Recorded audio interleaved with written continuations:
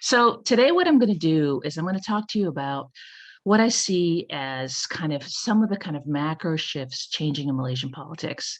And for many of you, you may not be aware, I grew up in Malaysia from 1980 when I went to school there in the peninsula in Ampang with my father working in the oil and gas sector. And so I've been following Malaysia for many, many decades, and I do my research on it.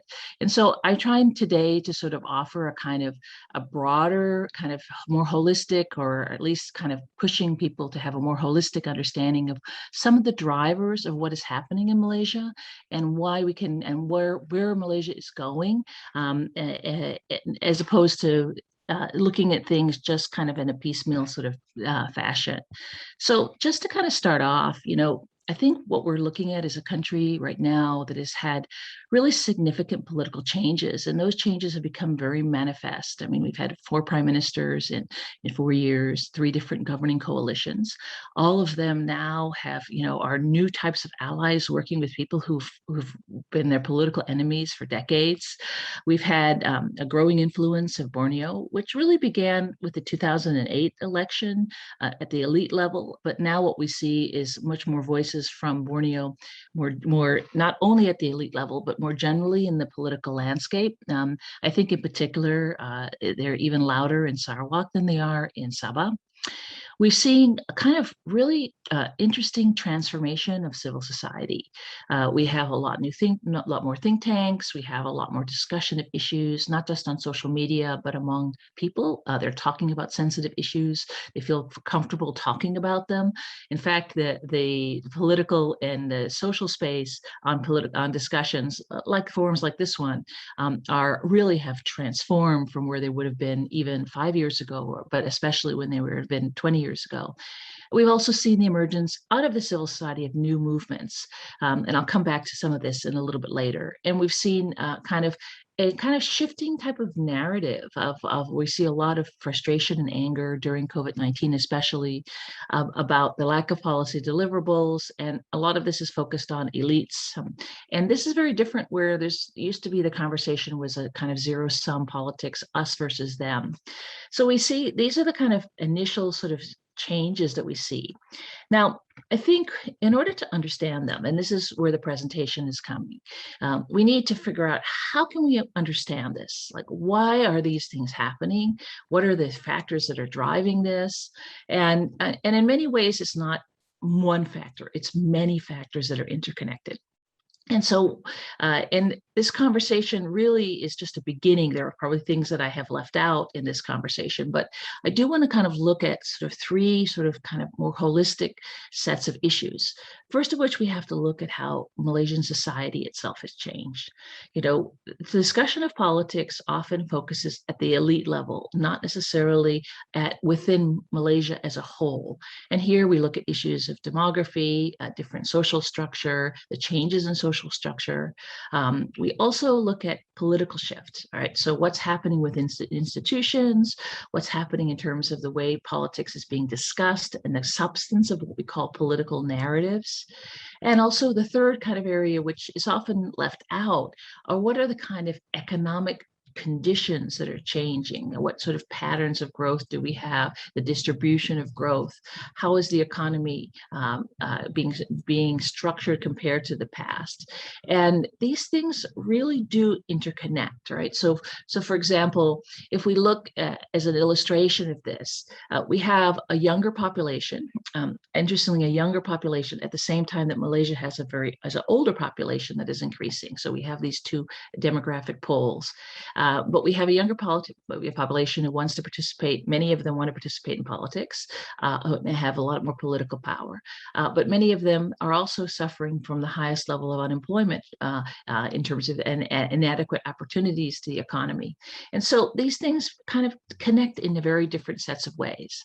So when we talk about these kind of changes in Malaysia's political landscape, we ask sort of the questions: is there more democracy? Is there more?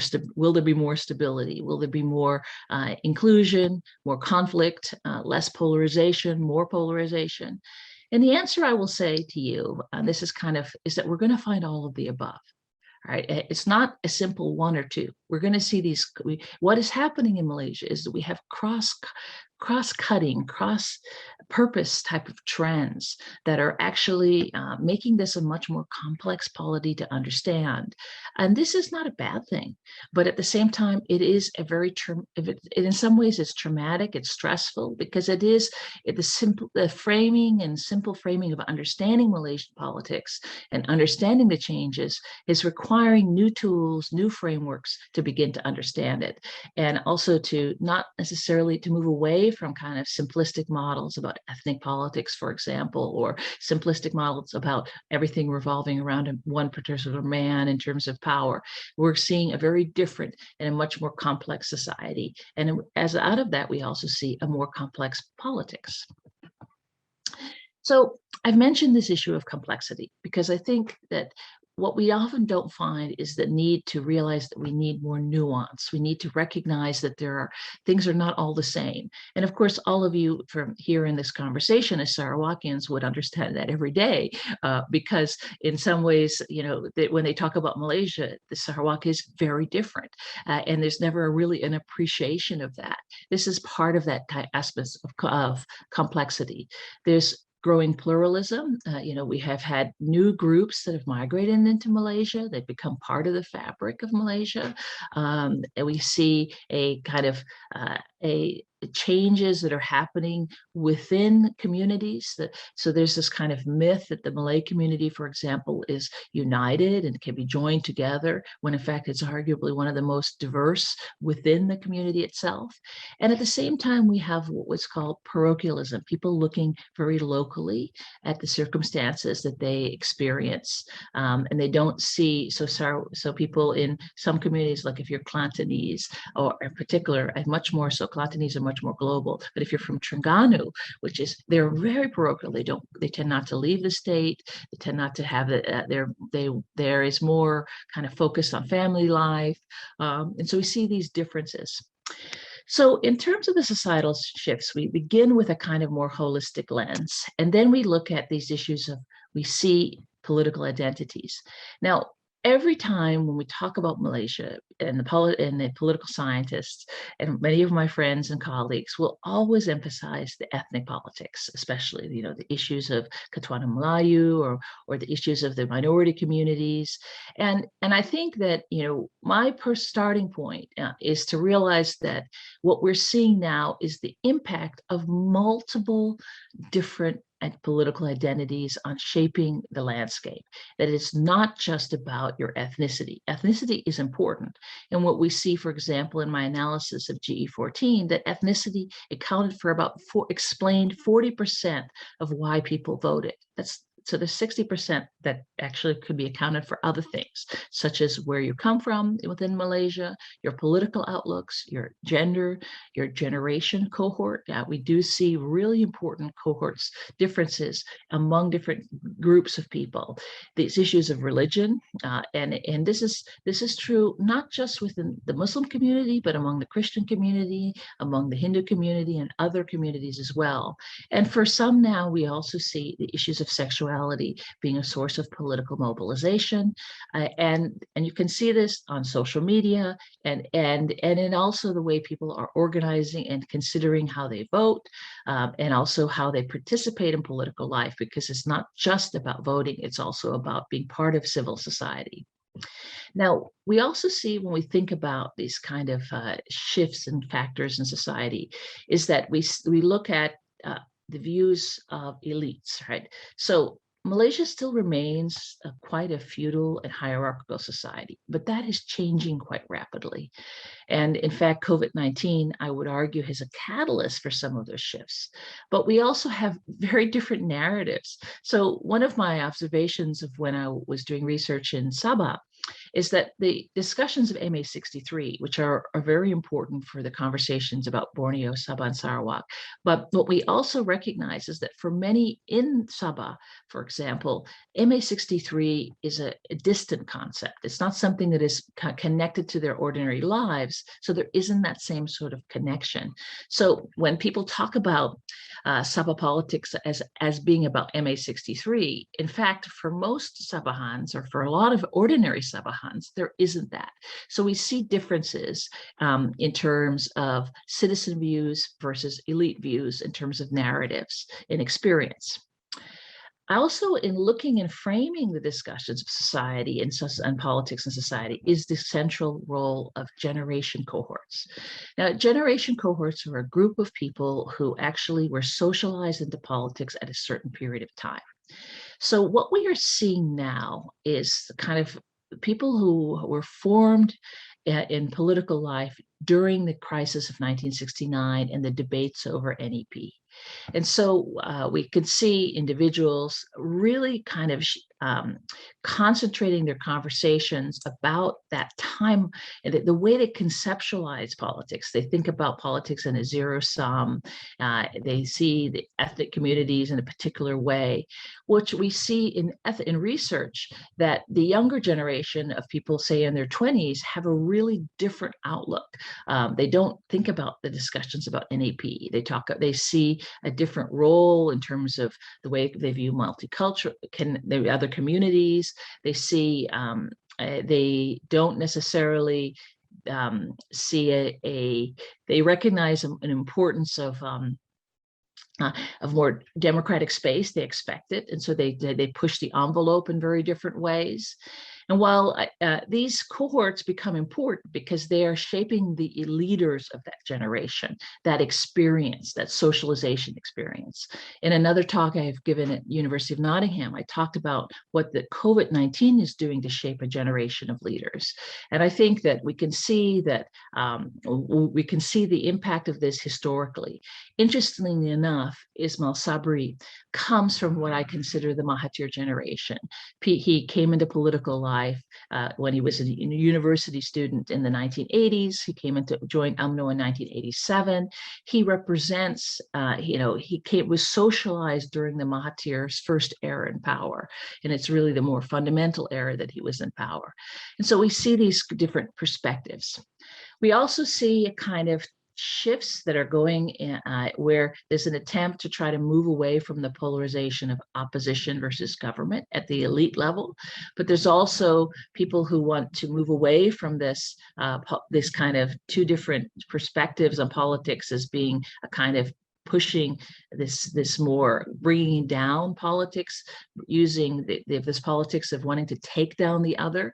And so there are these kind of narratives, the most recent of which has been these conversations about these confidence and supply agreements, which are at the elite level.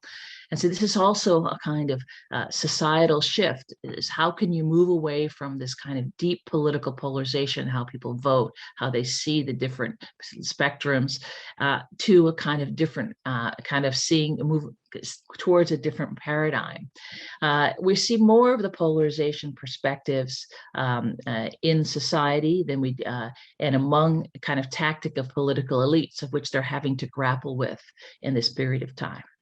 Of course, I've mentioned COVID-19. So why do I'm talking about these elements of thinking about Malaysian society? Is that if we want to understand the political landscape, we need to start looking at how these factors and different lenses help us understand the complexity of what's happening, the different notions of belonging, right? Many Sarawakians don't see themselves as Malaysians first. They see themselves as Sarawakians first. We have different political outlooks among the Malay community. The Malay community is very diverse in its ideological orientations, even how it sees the role of leadership, the issues associated with entrepreneurship. And of course, we see differences in terms of how people participate in politics, which of course are affected by these factors. If they're more angry and frustrated, some people now increasingly choosing not to vote. Now, in looking at these societal factors, one of the most important is what's happening among young people. Now, many are fully aware of what we see, what I call a youth vanguard, a youth political vanguard that has come in, that has emerged in the political landscape. And we can see this in the movements of No.8, who just had a very good decision in terms of being able to, in Sarawak, and being able to calling the government from the courts to be able to implement the fact that 18-year-olds should be able to vote. We see protest movements organized by young people in Lawan movements fight. We see protesters and track and labor protesters on behalf of doctors. All of these are interestingly multicultural movements that are arguing for a kind of expansion of rights of really what is now in some ways the COVID generation of Malaysia. We are seeing, and it's not all youth, right? It's just a small group of youth, but they are changing the political narratives. We're also seeing young people being forced to change the electorate. Looking at the population numbers and the electoral roll, I've been able to calculate roughly how many young voters are going to be part of the political system, and it's roughly around 5 million. 1.6 of those are voters just between the ages of 18 and 20. That gives you a sense of partially why there was resistance to implementing that initiative that was passed in Parliament, because it is such an important number in terms of affecting electoral outcomes, given that more than 60% of the seats are extremely close, and more than 75% of the seats are highly competitive. So we see a situation where this is going to be a game changer. We see 3.3 million new voters who were not registered and now will become registered.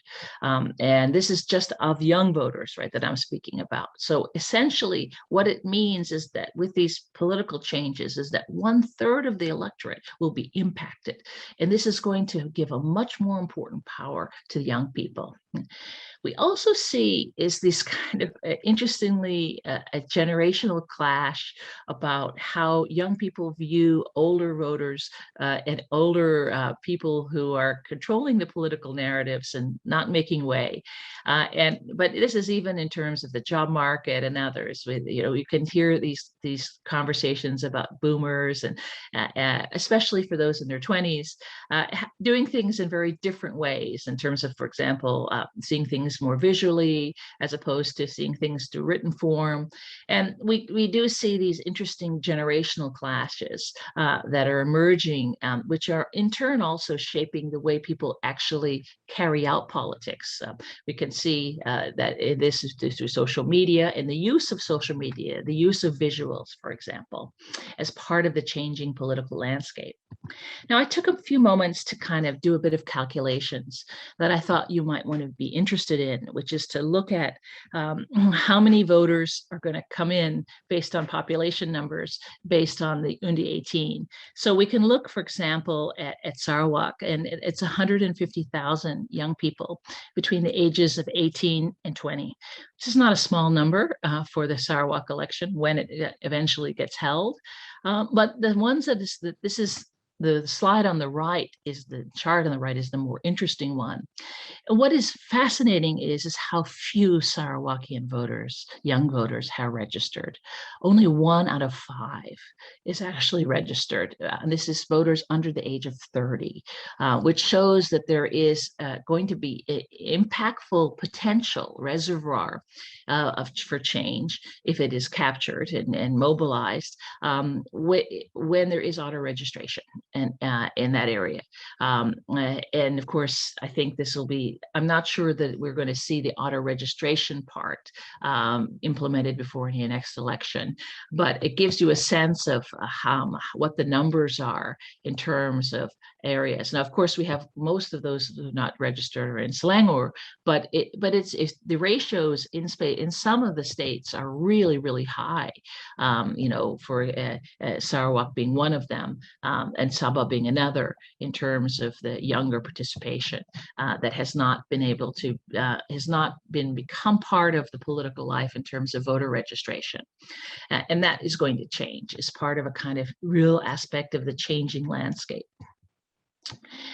The kind of another dimension of kind of changes in society and that political scientists look at is the issue of inequality and the issues of social mobility. Now, Malaysia traditionally has been a very interesting success story essentially through the Asian financial crisis. What we have seen is Malaysia has had reductions of poverty and increases in the economy and growth. And with that, there has been kind of the issues of added development and increases in education. And one of the things that there's continued debate over the new economic policy, but one of the things about the new economic policy is that it was really, especially in the 80s and 90s, a real agent of social mobility, providing poorer families and less well-off families with greater opportunities for their livelihoods and greater incomes. What we've seen, and also in the studies, however, is that there is less social mobility in the last decade or two. And this is particularly impacting younger generations of Malaysians. And it is important to analytically for us to think about poverty, which is basically people can be measured in different ways. So, there's different poverty lines in the context of Malaysia. There's also measures that are kind of multidimensional. Inequality is the relationship between people who have less income versus others, or less access to resources, be it such as services, for example. And social mobility refers to the ability to move your status and your conditions to something that is more beneficial to you. So Malaysia, there's lots of debates on these issues, and I'm sure you'll hear other talks on this, but I put this in the context of a changing political landscape, because traditionally the analysis has been on ethnicity, or on race, such as the Malay community of Bumiputras in this context, or region where Sabah and Sarawak have among the highest levels of poverty, along with places like Perlis, Kelantan, Terengganu, and Kedah, and other areas. But we see the sheer numbers, for example, in a place like Sabah. But what's interesting, however, is that there is not necessarily this appreciation of inequality. And that means that there is this gap between those that are doing extremely well, very comfortable, very privileged, and those that are not. And one of the things that's becoming clear in the political landscape, and I'll connect this into a few moments into another key point, is that there is these elites that are extremely disconnected from the narrowing of social mobility and the increasing inequality that we see in Malaysian society. And the numbers don't necessarily capture the experience in terms of what is happening in this transformation. And in terms of impact, right? What has happened in Malaysia is that the shift happened that I think is extremely important, that people don't fully appreciate, is that in 2013, it was the first time that the lower incomes, people who make less than, say, 1,500 ringgit a month, these communities which relied heavily on patronage were very much important for the Barisan Nasional and for UMNO.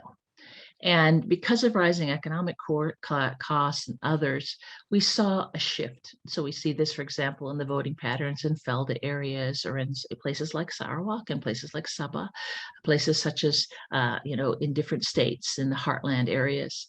And these less well-off people, who traditionally have been the safe deposit for the incumbent government, are no longer so.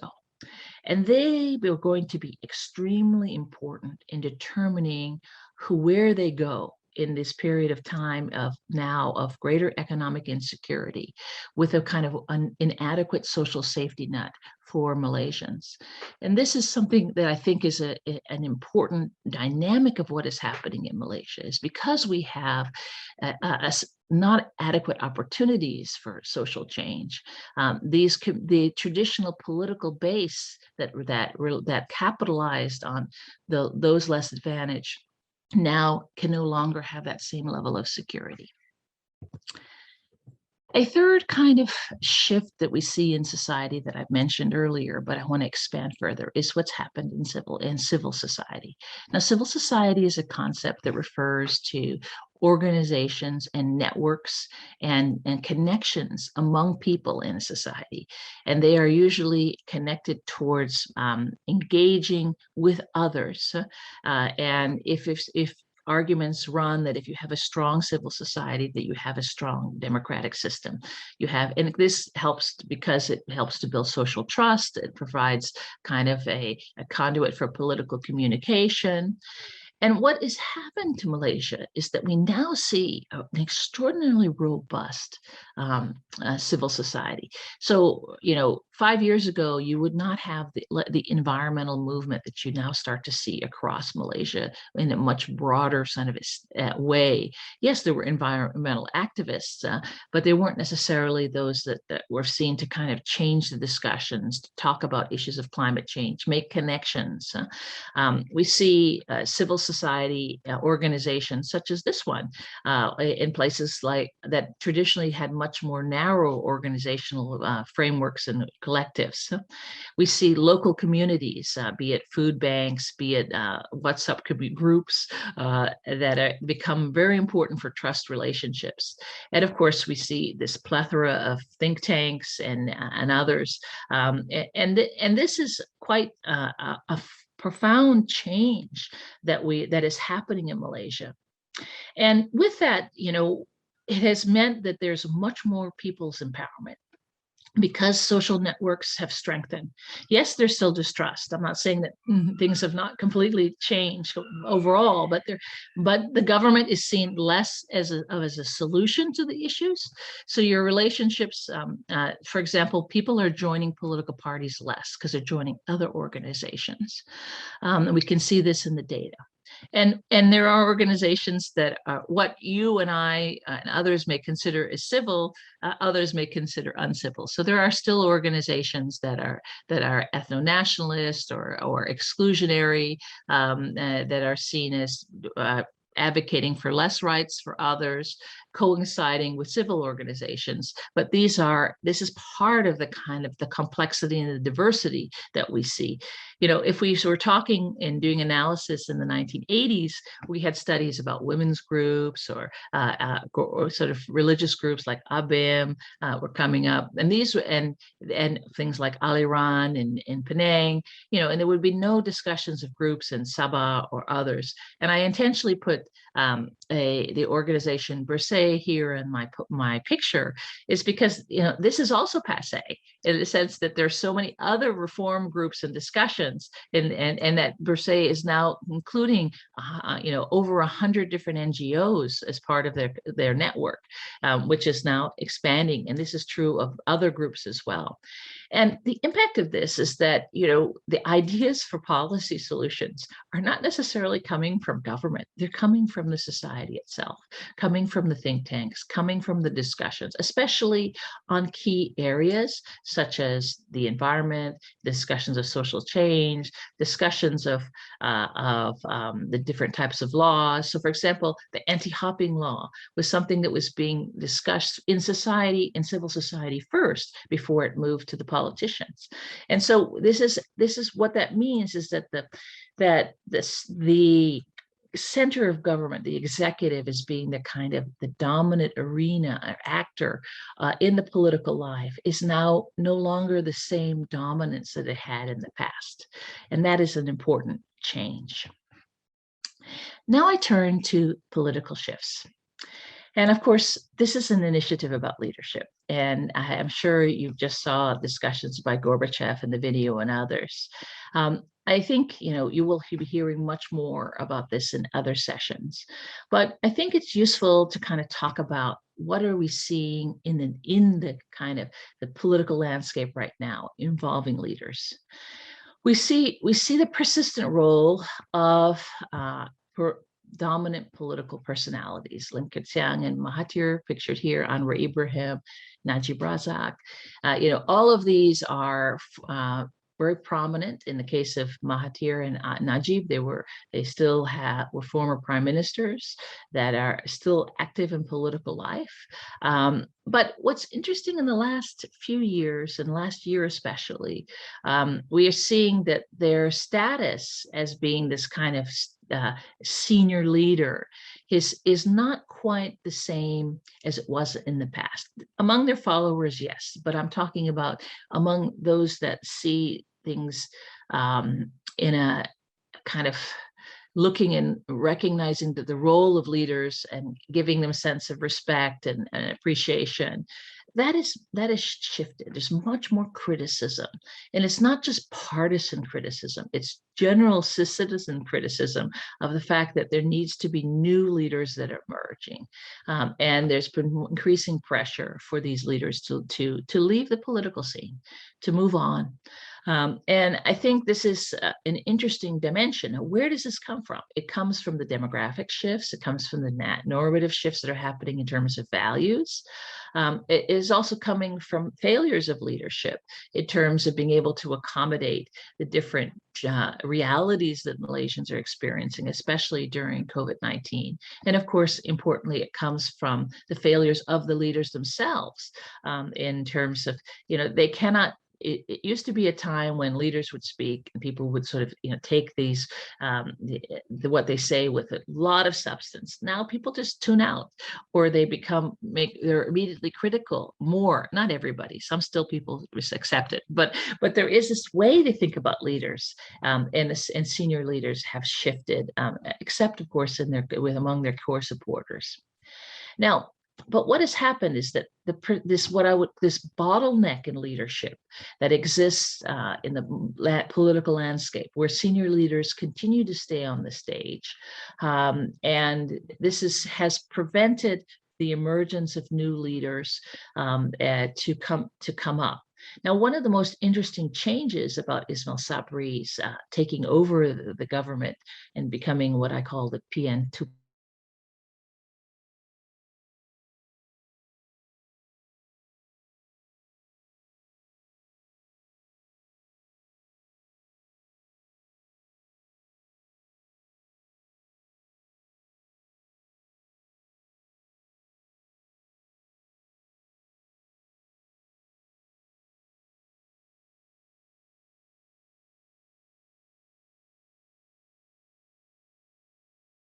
And young means less than 30, although all of us who are older than that still are young at heart. But we see the fact that these conditions are such, and one of the reasons I continue to be an advocate for local government elections is that we can learn from Indonesia, where local government elections and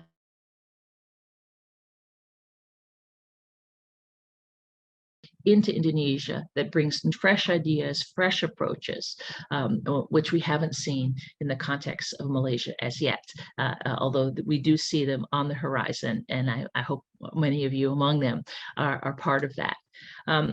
But as we've shifted in terms of the way we think about leadership in Malaysia, what has happened is that there is now a growing anti-elite, anti-all politician sentiment. And this is something that is, again, quite transformative from the perspective of, you would never hear outside of a partisan perspective of kind of wanting to bring down the other politician, you would never hear this kind of broad rubric about, they're all just not doing anything, and the politicking and their political games. This type of discussion is so intense among so many young people, especially, but not just young people, among many Malaysians across generations. And that is a kind of interesting type of perspective. It's part of the changes that are going on. And a lot of this, in my view, goes to the political parties themselves. The political parties are, I would argue, much weaker. They've become weaker in terms of grassroots and organization. There's been changing the leadership patronage patterns of being able to use the party to give out benefits to people have shifted.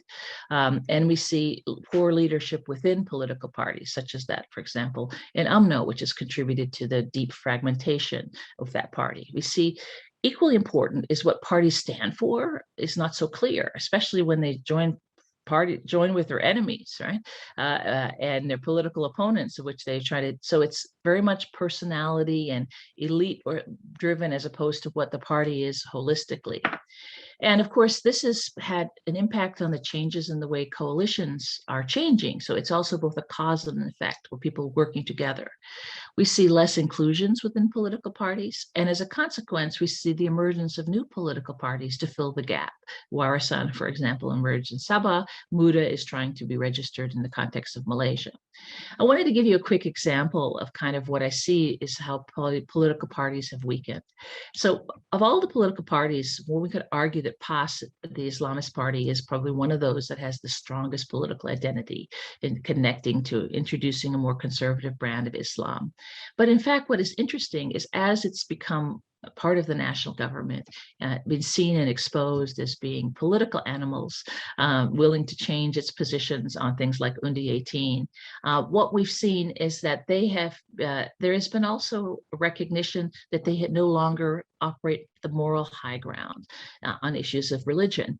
And in fact, they are now other sources, such as their mufti, other religious leaders, gain more credibility. And we've seen this in terms of mobilization efforts. And PAS is no longer the monopoly over these particular discourses. And of course, with that, PAS becomes much weaker as a political party because it no longer has the credibility that it had before. We've seen also, interestingly, decentralization, the rise of state power. And of course, we know what those areas are: revenue, health, education. But of course, we have unevenness at the state.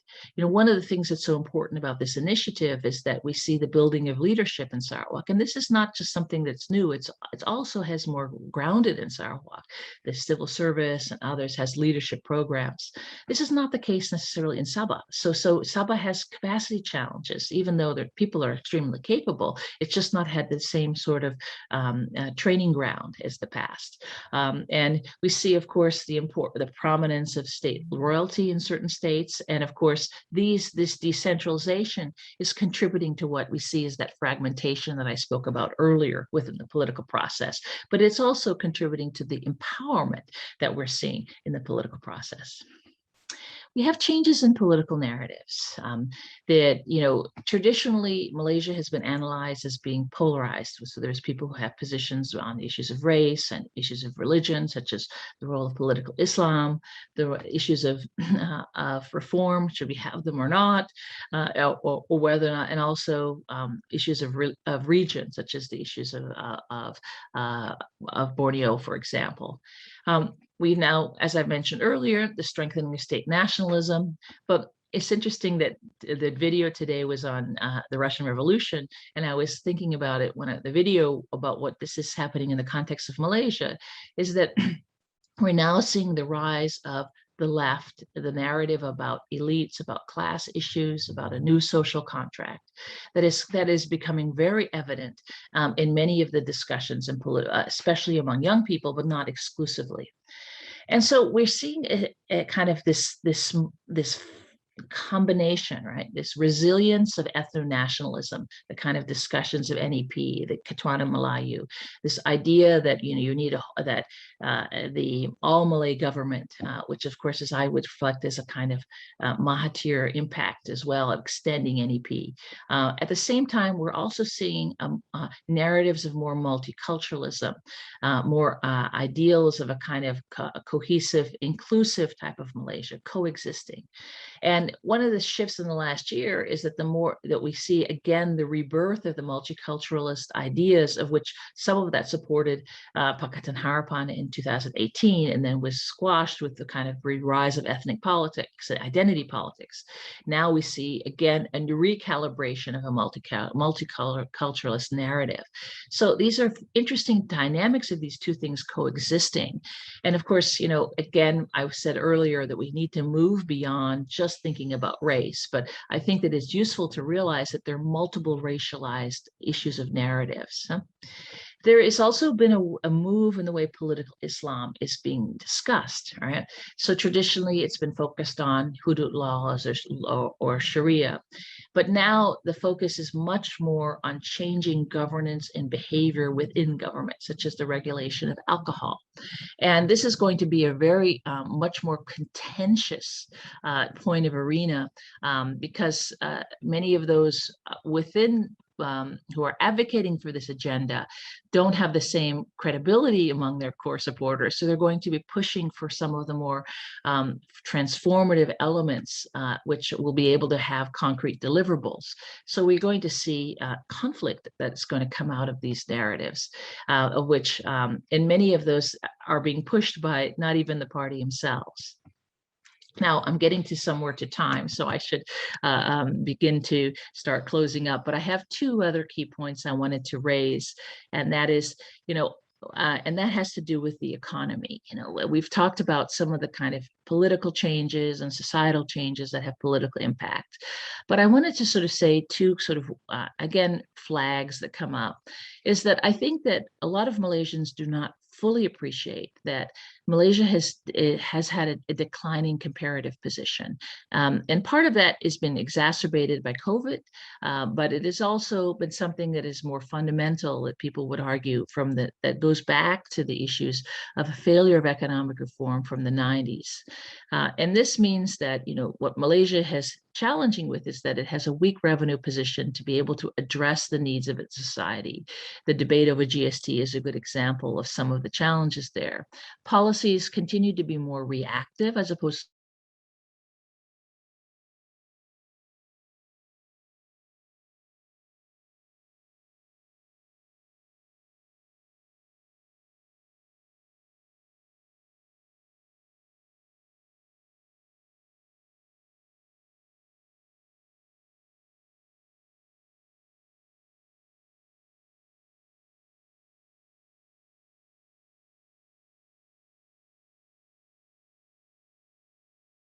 from, and then we have this final point, which is the issue of a kind of change in the model. And what happens to understand why Pakatan Harapan left power. Many people will tell you that that was about elites fighting among each other, and that was the case, and it was differences among them and power plays and power grabs, and that's it's an important explanation of what's happened, but it's not a complete one. And that behind that was the issue of money, of contracts, of being able to appease to different actors within the system. And what is happening when there are these political changes, there's also economic reallocations of different contracts and business interests that underscore this. And what is fascinating is that when Pakatan Harapan came in, there was a call for anti-corruption initiatives, and many in the economy, some of which even voted for that, were not happy when they were being implemented because it affected the way that they were going to be placed under more scrutiny in their business practices. And so we see the issues of revenue, the issues of the changes of economic interest, the vested economic interests are not willing to open up the economy in a very different way. At the same time that all of these issues of taking money and patronage, which is unfortunately continuing at very high levels, is also under high levels of greater scrutiny. And that is what I see, these cross-cutting things that are happening at the same time. And so these contribute to the fragmentation, the competition. So Malay competition politically is driven also by the economic drivers of patronage and competition for access to resources, not just in the what's happening from the perspective of personalities or parties. So even though that's the discussion that people often will highlight. So what is interesting to see now is to see how Malaysia's model of growth will transform. Jordan is talking about providing rural services of delivery. That's part of a model of growth changing. And I think that this is also going to bring in new types of political elites, new types of voices, which are going to become part and parcel of the discourse and the contentious debates that are going on in terms of the changing landscape.